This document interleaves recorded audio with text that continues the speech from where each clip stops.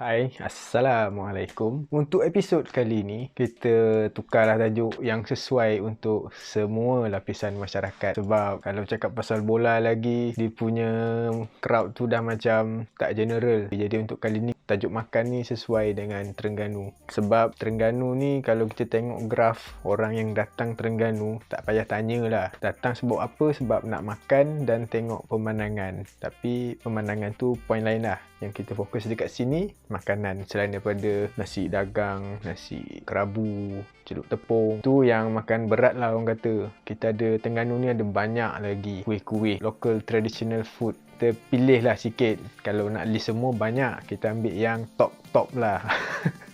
Top bagi aku. Untuk orang lain kalau ada yang nak tahu mungkin boleh list ke apa ke kan, tu kita cari dialog dalam bahasa standard campur-campur. Tapi untuk sign nama kuih tu aku prefer Terengganu punya style lah.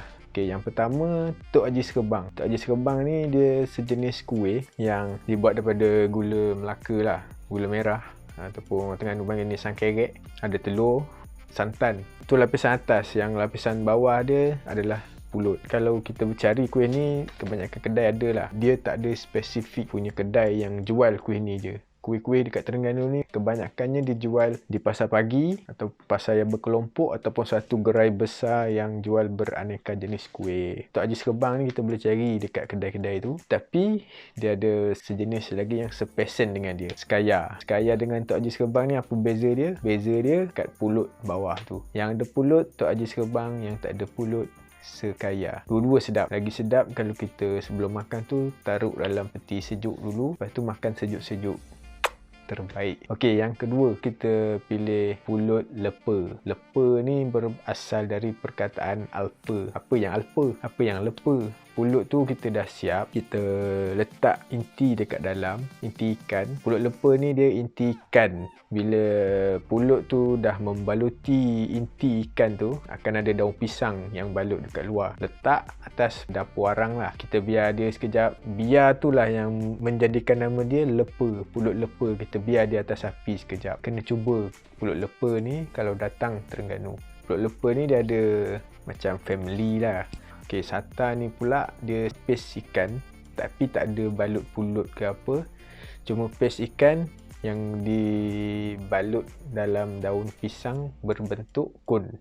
Yang nampak macam kun-kun daun pisang tu, itulah sata. Yang ketiga, kayu kamak. Kayu kamak ni kalau bahasa KL dia kayu keramat, roti keramat. Tapi orang Terengganu dia cakap laju lah, nak cepat je kan. Kayu kamak. Nak kata mahal tak mahal, RM3, ada yang jual murah RM4, ada yang boleh bagi RM2, RM5. Tapi yang bestnya dia best lah, dia tepung yang digoreng. Dia macam kita goreng donat. Tapi donat ni kalau kita makan kosong, tak ada gula, plain, bosan gila kan. Tapi kayu kamak ni sejenis yang dicipta. Nak makan macam tu je pun best. Berbeza dengan cakoi. Cakoi ni dia tak boleh makan plain. Tapi orang tak tabur gula. Dia ada sos karamel lah, susu lah, pandan lah, coklat lah. Tu bukan kayu kamak. Kayu kamak dan cakoi adalah dua perkara yang berbeza. Nak makan kayu kamak, mari Terengganu. Okey, seterusnya penganan. Penganang lah. Lagi cepat nak sebut, nganang.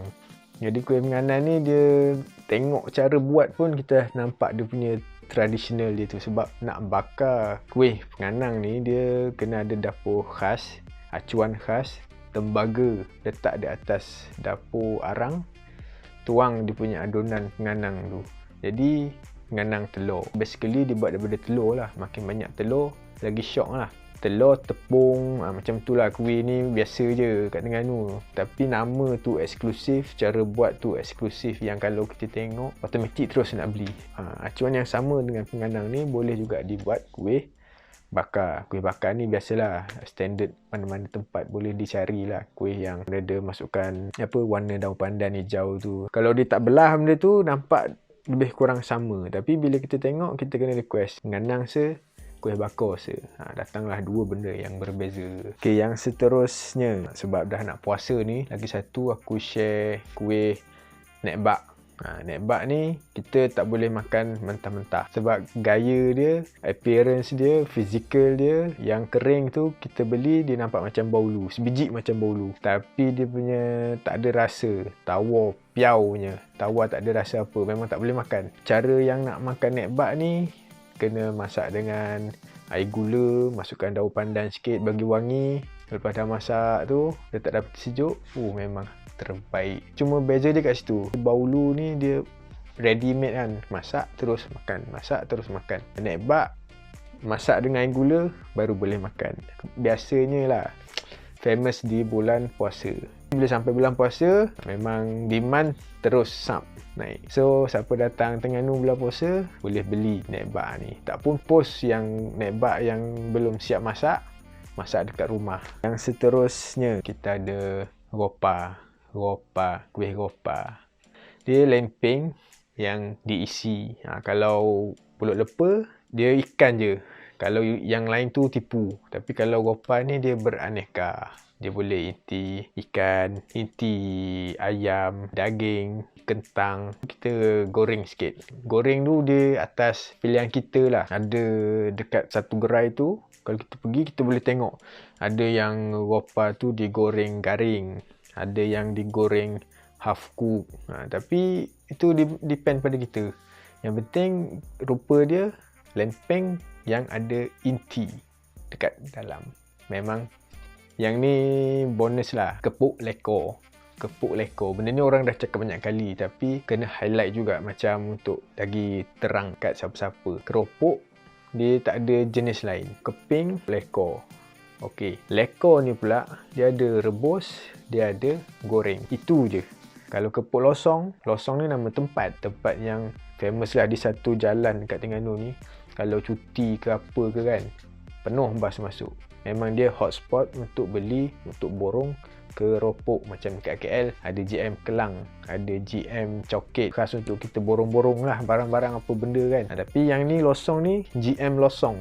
GM Losong ni dia untuk kita borong keropok keping ke, keropok rebus ke, keropok lekor ke.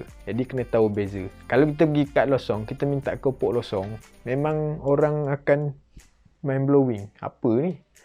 Benda mu soheh mu pelancong. Jadi kena tahu losong ni tempat. Kita pergi, kita minta nak kepok rebus, kepok goreng. Itu je, dua jenis. Yang mana sedap, dua-dua sedap.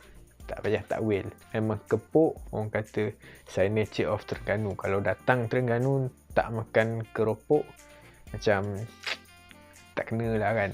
Walaupun kita kata kita boleh cari dekat KL, tapi mungkin harga dah lain dekat sana berbanding dengan kat sini. Kat sini makanlah puas-puas. Harga masih lagi berpatutan. Jadi setakat tu je lah dulu untuk video makan-makan ni.